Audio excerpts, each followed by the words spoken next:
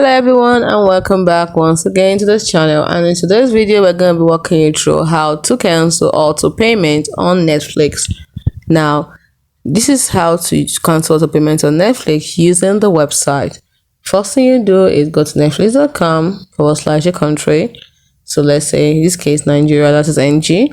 So once you're there, or you can just type in netflix.com and on your browser and to take you there, either using your computer browser or your phone browser. So once you're there, next thing is to sign in.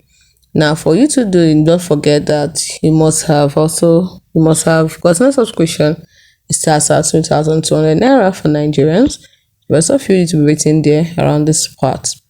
Anyway, so you have to sign in and do everything. Now you say you've done all this, you want to cancel auto payments in Netflix. Now how do you go about this? Now as you can see right here, I have not done this. I have not signed in, so I cannot show you from here, but I can give you the exact steps to take. If you take them, you will be able to cancel your subscription.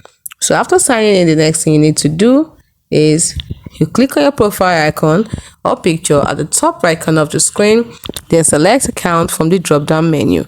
Next thing you need to do is scroll down to the membership and billing section, and you will see the option for cancel membership. Select it and then confirm that you want to cancel your membership by selecting cancel or confirm it again. It's as simple as that. Now note that after canceling your auto payment, your Netflix subscription will remain active until the end of your current billing period.